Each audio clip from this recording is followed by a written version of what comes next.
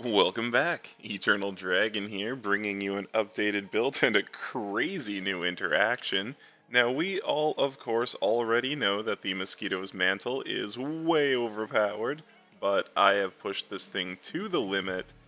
Did you know that it interacts extremely well with the Barboload? That's right, the crossbolts from the Mosquito's mantle directly interact with the skill from the Barboload, and you get some astounding results, crazy damage as you saw in the intro. I present to you the Cross Killer.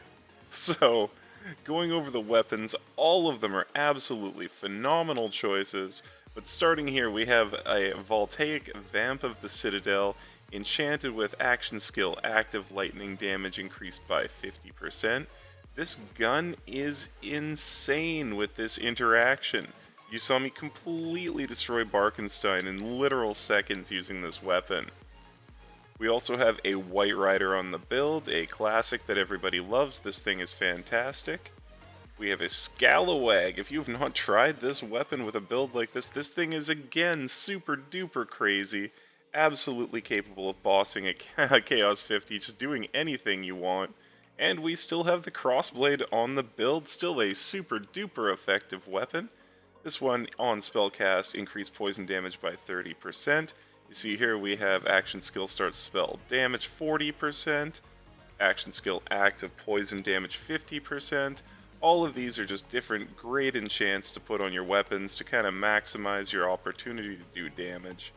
Over here we are using an Ascended Greed Warden, both for the damage at 1487, and the fact that this one has Ancient. So every time you do a melee attack, that's when you swing your weapon, not dealing melee damage sadly, you can increase your action skill cooldown rate, plus you can get additional movement speed and bonus damage off of this based off of the fullness of your ward, and that will help with our capstone over on the Stabo side.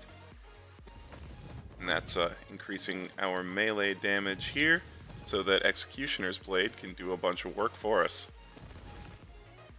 Back over here we are running two different gun damage rings, 45 and 45, so a ton of our damage is coming out from this position here, and it lets us get away with not having nearly as much gun damage in our skill tree.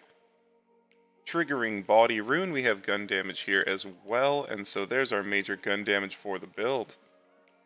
The Body Rune itself, when you kill an enemy, of course, restoring 15% of your max health and dealing 20% bonus fire damage for a short duration.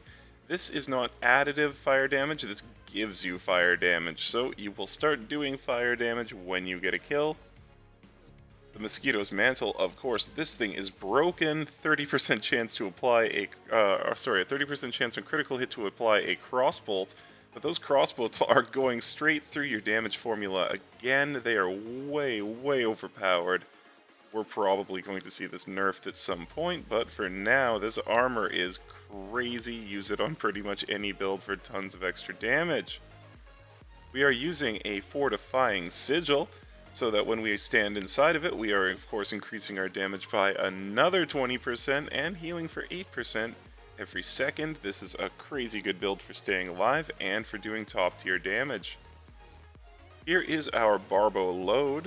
We got a phenomenal one. Spell shot poison damage with all damage dealt and magazine size. Helps you fire a little bit longer. And also just putting more damage here into our poison weapons. And our spell weaving stacks with the spell shot power. So taking a look over here, we have spec'd a little bit on the spell shot side, just down to high thread count, and we have put one into imbued weapon because the sigil can actually trigger this. So when you put your sigil down, do it near an enemy, you should basically see this come up right away, and then it will add additional ice damage to your weapon as well. Of course, we have 3 out of 3 magic bullets, and 1 point into high thread count, very typical choices for the spell shot skill tree. Increasing our reload speed here, fire rate here, quite important to get your fire rate up a bit. We are using mage armor because it doesn't matter if our shield is down, so it's actually nice to fill our shield back up and then get that additional movement speed and damage out of our Greed Warden. Over here, a little bit of cooldown on both sides.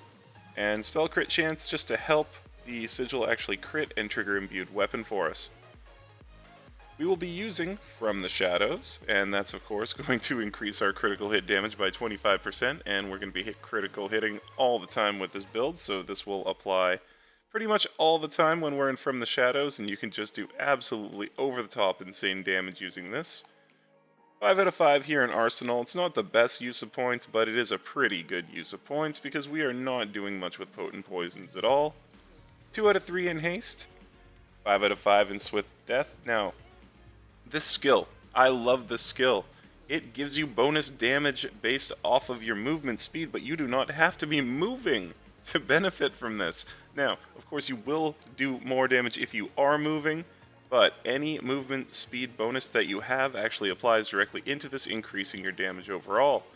Using Exploit the Weakness to increase our damage by 6% on any enemy based off of any status effect that we apply.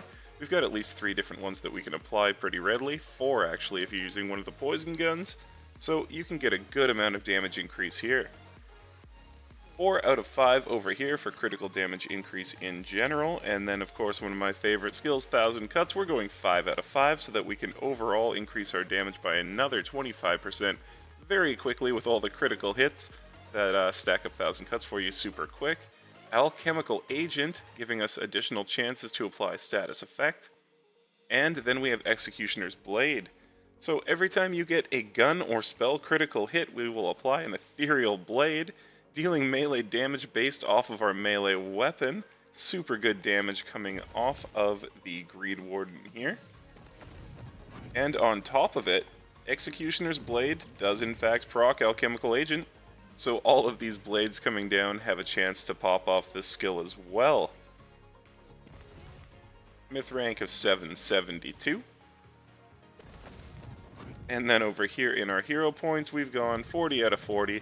Max crit damage, 25 out of 38 for crit chance. We already have a lot of critical hit chance from our skill, Stabomancer, so we didn't need to go too far into this.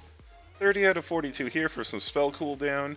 30 out of 40 here for some status damage, and then 33 out of 45 for faster From the Shadows return.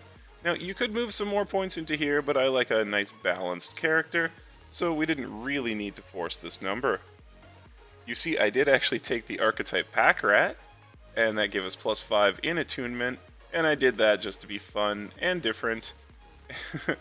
You know, everybody always takes Village Idiot, so we did Pack Rat instead. So that is it for the build, folks. I hope that you enjoy using this crazy new interaction and the super fun new build, Cross Killer. I will see you guys all over on Twitch. Do not forget to like, comment, and subscribe. It really, really helps me. We are getting so close to 1,000, folks. Over 900 now. I am just bloody stoked. So, thank you all for all the support.